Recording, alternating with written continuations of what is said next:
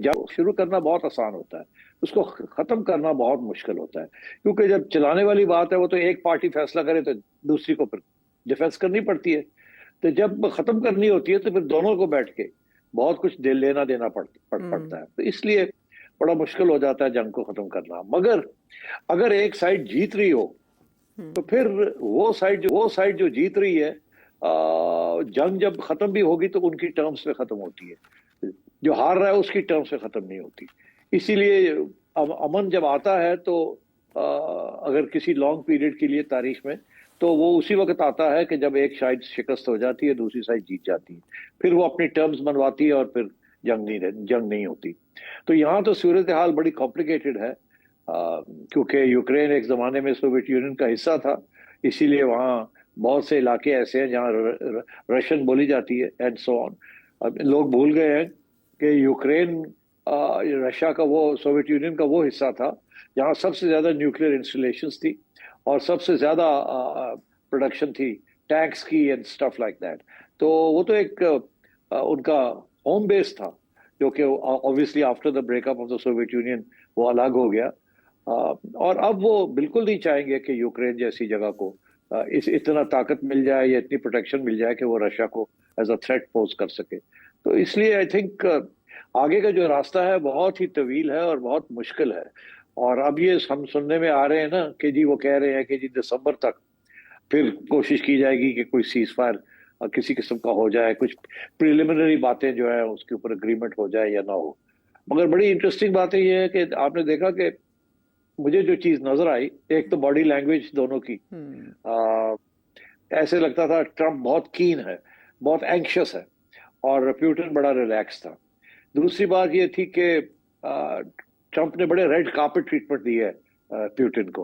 और हम्म। मेरा ख्याल है ये प्यूटन की पहली जीत थी, क्योंकि प्यूटन के ऊपर आपको पता है ना कि वारंट निकाले हुए हैं उनके इंटरनेशनल क्रिमिनल कोर्ट में। हम्म। तो इसलिए वो इसीलिए अलास्का में उनको अग्री किया कि अलास्का में हम मिलेंगे।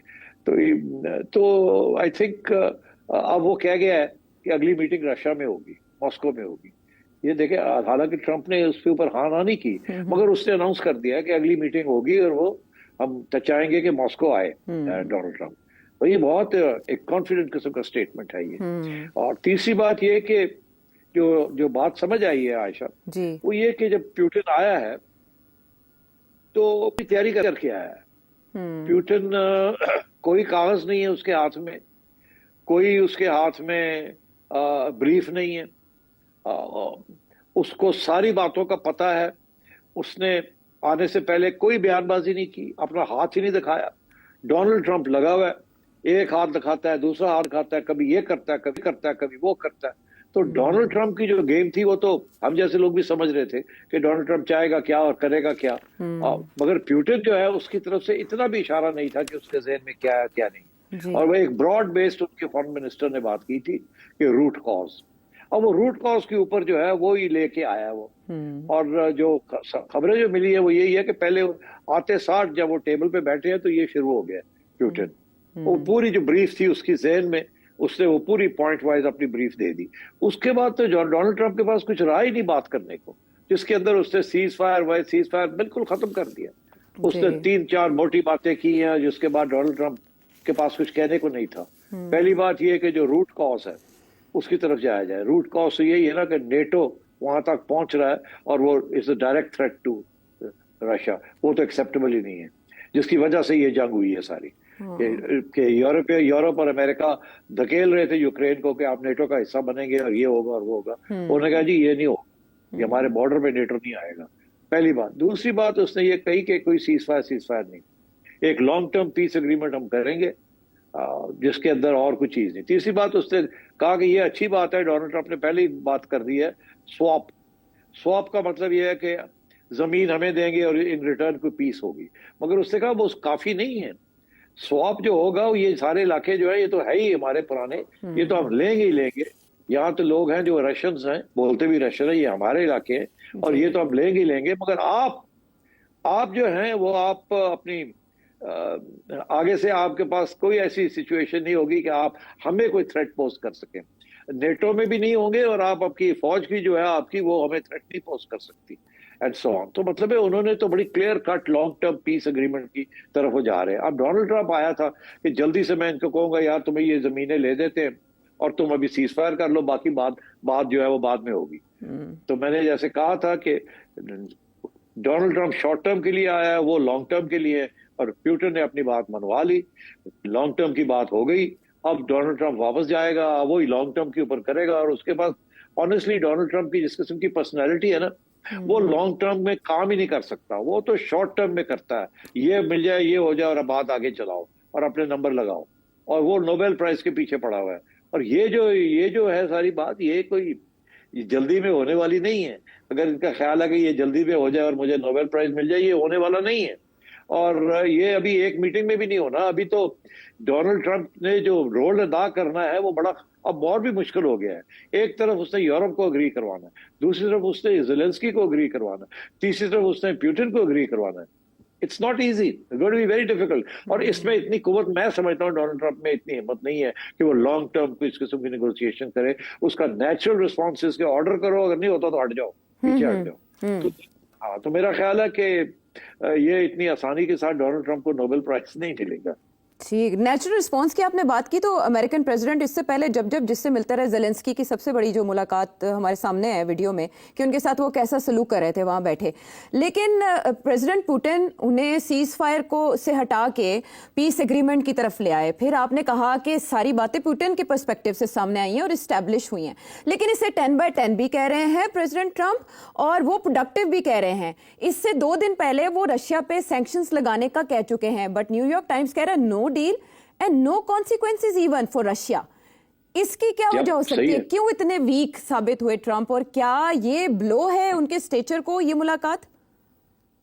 मेरा ख्याल है अभी तो जो सब तबसरे आएंगे या आ रहे हैं वो तो यही कहेंगे कि प्यूटन नंबर ले गया और तुम्हें कुछ नहीं मिला और तुम तो मुड़ के मारते रह गए। तो इसलिए आई थिंक डोनाल्ड ट्रंप तकलीफ तो होगी। और मैं समझता हूं कि उसका पहला रिस्पॉन्स यही होगा कि वो फिर मुड़ के मारने शुरू कर देगा कि ताकि वो प्रेशर ऑन रशिया रहे।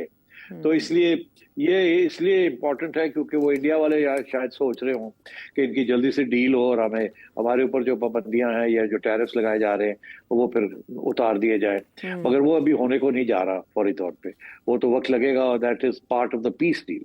तो मैं समझता हूँ शॉर्ट टर्म में लोग अब वो कहते हैं चूंटियां वढ़नगे डोनाल्ड ट्रंप नो कहे तू तो यह कहना सकते होया कुछ नहीं। ऊपर से प्यूटन की जो अहमियत है और स्टैचर है वो बढ़ गया है, बहुत बढ़ गया है। कद छोटा है, डोनाल्ड ट्रंप का लंबा है, वो उल्टे हो गया है। अभी जो कार्टून बन रहे हैं उसके अंदर प्यूटन लंबा हो गया और ट्रंप जो है वो छोटा सा हो गया। और प्यूटन ने जैसे पेट्स को रस्सी के साथ बांध के जी चलाते वैसे वो चला रहा है। तो मेरा ख्याल है इसमें तो सारी गेंद जो है वो प्यूटन की है। और उसके पीछे सिर्फ एक ही इम्पोर्टेंट फैक्ट है, वो ये कि इस वक्त ग्राउंड फोर्सेस में प्यूटन जीत रहा है और यूक्रेन हार रहा है। और यूरोप के पास इतने वसाइल नहीं है कि वो ज़ेलेंस्की की फुल फ्लैश मदद कर सके। वो सारी की सारी जो है मदद वो डोनाल्ड ट्रंप ही कर सकता है। अब मेरा ये ख्याल है कि ये अभी डोनाल्ड ट्रंप ज़ेलेंस्की को जो बुलाया है उसने उधर कि आ जाओ, उसको बताएगा। ज़ेलेंस्की मैं नहीं समझता कि अपना मौक़िफ़ चेंज करेगा, स्ट्रेट अवे नहीं करेगा। उसका वही मौक़िफ़ है कि मैं तो नहीं कर सकता, आइन नहीं बदल सकते, ये हमें क्या मिलेगा इसमें से, वगैरह वगैरह।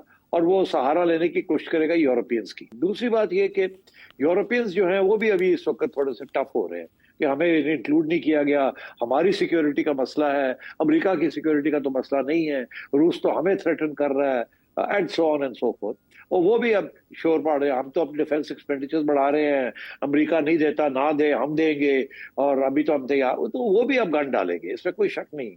और डोनाल्ड ट्रंप फ्रस्ट्रेट हो जाएगा मेरा ख्याल है। वो ज़ेलेंस्की को भी नहीं मना सकता और उधर उसको भी नहीं। उसके पास सिर्फ एक हथियार है, वो ये है कि वो नेटो को पैसे देना जो है बंद कर देगा, उधर वो ज़ेलेंस्की को हथियार देने बंद कर देगा कि ये और पीछे हटे। अच्छा। मगर क्या रशिया के ऊपर भी साथ प्रेशर रखेगा कि आप भी तैयारी करें? मेरा ख्याल है वो तीनों तरफ खेलेगा। एक तरफ तो वो रशिया के ऊपर और रशिया के दोस्तों के ऊपर प्रेशर रखेगा, इंडिया के ऊपर और चाइना के ऊपर एंड अदर्स, के रशिया के ऊपर प्रेशर रहे, ये ना समझे कि जीत सारी इनकी हो गई। दूसरी तरफ भी प्रेशर रखेगा ज़ेलेंस्की के ऊपर भी और यूरोप के ऊपर भी कि आप भी एग्री करें।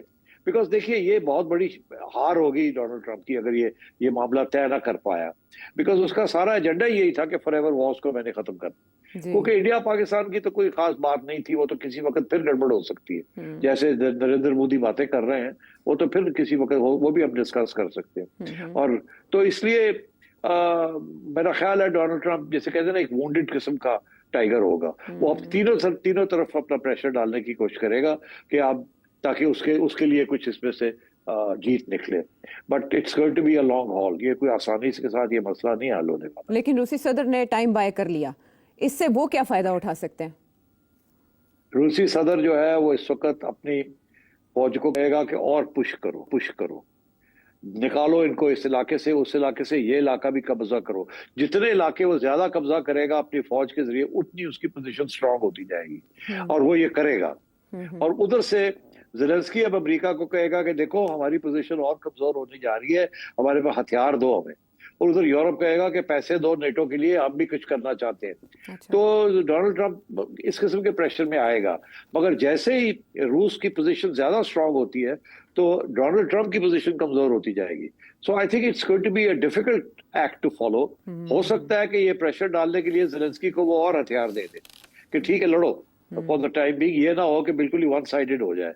तो ये बिल्कुल मुमकिन है कि शॉर्ट टर्म के अंदर जंग और भी फियर्स हो जाए, वहां हथियार भी मिल जाए ज़ेलेंस्की को कुछ हद तक, और उधर रूस जो है वो और बढ़ने की आगे कोशिश करे।